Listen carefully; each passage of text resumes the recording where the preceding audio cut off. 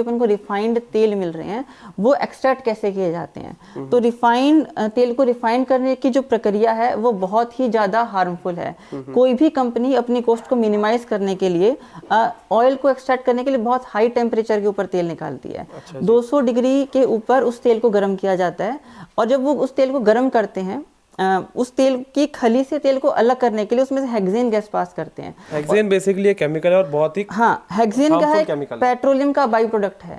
जैसे आपके हाथ पे अगर पेंट लग जाएगा उसको आप साबुन से नहीं उतार सकते, आपको तारपीन का तेल या पेट्रोल यूज करना पड़ेगा।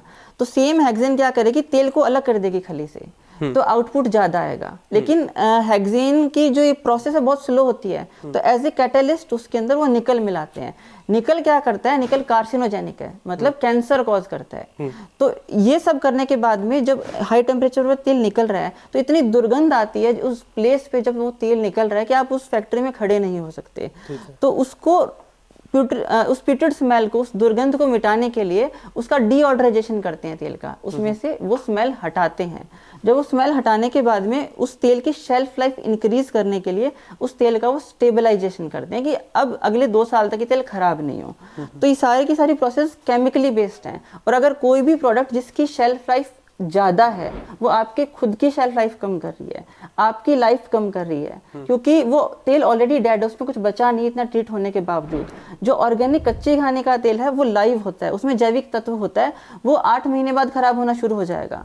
हालांकि आपको जल्दी कंज्यूम करना पड़ेगा लेकिन वो डाइजेस्टिबल बहुत ज़्यादा होता है। तो ये वो सारी बेस्ट चीज़ें अपन एक्सपोर्ट कर देते हैं और हम खुद जो चीज़ बना रहे हैं वो खुद अपन हेल्दी नहीं खा पा रहे हैं। तो ये सारी चीज़ें मेरे को, जब मैं वापस आया मैंने रिसर्च करी, मेरे को पता लगी। तो हमें एक मार्केट के अंदर नीड देखी कि लोग हैं जो शुद्ध खाना चाहते हैं लेकिन फॉर सम रीजन वो शुद्ध खा नहीं पा रहे हैं। तो हमने सोचा अगर हमें इतना पता है, हमारे पास रिसोर्सेज हैं और ये हम प्रोवाइड करा सकते हैं अगर, तो हमें ये करवाना चाहिए। ठीक है, तो आपको बेसिकली जो इंडिया में ज्यादातर ऑयल में मिलावट और ये सब चल रहा है उससे आपको बहुत बड़ी टेंशन हो गई। हाँ, आपने बहुत अच्छे से समझाया कि रिफाइंड ऑयल और कच्ची घानी या ओरिजिनल तेल में क्या डिफरेंस है। रिफाइंड ऑयल में सबसे बड़ी प्रॉब्लम ये आती है कि वो आर्टरीज को ब्लॉक कर देता है। तो ब्लड प्रेशर एक्चुअली यही होता है कि ब्लड को फ्लो होने के लिए जगह नहीं मिलती है क्योंकि आपकी आर्टरीज ऑलरेडी क्लॉग्ड अप हो गई हैं।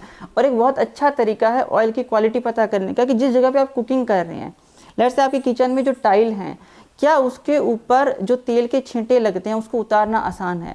अगर रिफाइंड ऑयल है और ट्रांसफैट्स हैं उसके अंदर, तो उसको आप नॉर्मल सूती कपड़े से नहीं उतार सकते, आपको केमिकल यूज़ करने पड़ेंगे, सर्फ यूज़ करना पड़ेगा, साबुन यूज़ करनी पड़ेगी, तब जाकर वो उतरेगा। अगर आप कच्चे खाने में कुकिंग कर रहे हैं और लेट से आपकी टाइल के ऊपर छींटे लगते हैं जब आप छौंक मारते हैं, आप एक सूती कपड़े से उसको पोंछ सकते हैं। और यही चीज़ होती है जब वो तेल आपके शरीर में जाता है। जब आपके शरीर में जाएगा, अगर वो डाइजेस्टिबल है कच्चे खाने का, वो ईजिली सिस्टम के थ्रू पास हो जाएगा, आपकी बॉडी अब्जॉर्व कर लेगी।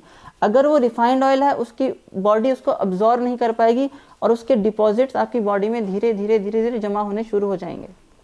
यार ये बहुत ही अच्छा एक्सप्लेनेशन दिया। हाँ, कहीं ना कहीं लोगों को पता है ये प्रॉब्लम है, फिर भी इंडिया में प्रॉब्लम प्राइस कॉन्शियसनेस की है। एक मोटा मोटा ये और समझते हैं कि जो ब्रांडिंग चल रही है आजकल, मैंने नहीं देखा कोई भी तेल बेचने वाला जो ये मना करे कि मेरा कच्ची घानी का नहीं है। जी बिल्कुल। परचून की दुकान जो 160 रुपए 70 रुपए लीटर सरसों का तेल बेच रहा है, वो भी यही बोलता है कच्ची घानी का तेल है। जी बिल्कुल। आप लोगों का भी कच्ची घानी का तेल है, मैंने अभी सारे प्रोडक्ट्स देखे। जी बिल्कुल। आप वही कच्ची घानी का तेल 550 तक का दे रहे हैं। जी बिल्कुल। ऐसा कैसे हो सकता है कि 160 180 का भी वही तेल आ रहा है? क्या मिलावट हो रही है, कैसे पहचाने मिलावटी तेल के बारे में? तो अगर आप बाजार में जाते हैं कच्ची खाने का तेल लेने, तो आपको 1 लीटर तेल 180 से 200 रुपए में मिल जाएगा। हम जो कच्ची खाने का तेल प्रोवाइड करवाते हैं कस्टमर को, उसकी रेट 450 रुपए रहती है। ऐसा क्यों है, आई विल टेल यू। तो ये हमारे पास एक लकड़ी का कोल्हू है, ये हमारे पास 4 मशीनें हैं। एक मशीन का दिन भर का प्रोडक्शन है 15 से 20 लीटर, मतलब इसको हम सुबह से शाम तक चलाएंगे तो 1 बाल्टी मुश्किल से भरेगी। 1 लीटर तेल निकालने के लिए 5 किलो सरसों चाहिए। 4.5 से 5 किलो सरसों जब हम डालेंगे इसके अंदर तो हमारे पास 1 लीटर तेल आएगा। और अगर आप नॉर्मली कॉस्टिंग देखेंगे तो 65 से 70 रुपए किलो सरसों की ही कॉस्टिंग रहती है। तो अगर आप देखेंगे 350 रुपए की तो सरसों लग जाती है 1 किलो तेल निकालने के अंदर। वो कैसे इतने का दे रहे हैं? नॉर्मली क्या है, सितंबर 2020 तक ऐसा था कि गवर्नमेंट ने 40% अडल्ट्रेशन अलाउड कर रखा था तेल के अंदर, वो कोई भी तेल हो, चाहे वो सरसों का हो, चाहे मूंगफली का हो, चाहे किसी का भी हो। क्योंकि इंडिया ऑयल डेफिशिएंट है, इंडिया अपनी ऑयल की पूर्ति 85% पाम ऑयल से करती है। तो जो पाम ऑयल मलेशिया से आता है, इसका 40% अडल्ट्रेशन सितंबर 2020 तक अलाउड था बाय गवर्नमेंट नॉर्म्स। लेकिन प्रॉब्लम ये है कि 40% के ऊपर कोई भी कंपनी रुकती नहीं है। 80-90% मिलावट करने वाला खुद को ईमानदार बताता है। नॉर्मली क्या होता है, वो 1 लीटर पाम ऑयल लेंगे, उसमें मस्टर्ड एसेंस मिला के, कलर मिला के मस्टर्ड ऑयल बेच देंगे। अगर आपको पीनट ऑयल बेचना है, पीनट कलर, पीनट एसेंस मिला के पीनट ऑयल बेच देंगे। तो ये रीजन ये है कि पाम ऑयल बहुत सस्ता मिल जाता है बाजार के अंदर, और उसको आपको बस रिपैकेज करना होता है और उसको सेल करना होता है। अगर आप सच में कच्ची खानी निकाल रहे हैं तो आपको दिन भर एक पर्सन इस मशीन पर चाहिए, और दिन भर के बाद में 20 लीटर तेल आएगा एक मशीन से, और 5 किलो सरसों लगेगी 1 किलो तेल के पीछे। तो मेन रीजन ये रहता है इसकी कॉस्ट इतनी हाई का।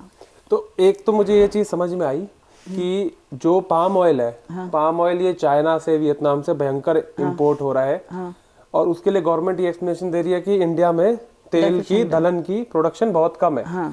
तो कंपनियों को ये बोल रखा है आप मिलाओ। बिल्कुल। और पाम ऑयल की खासियत ये होती है कि वो ना टेस्ट में कुछ टेस्ट होता है उसका, ना कोई सुगंध होती है।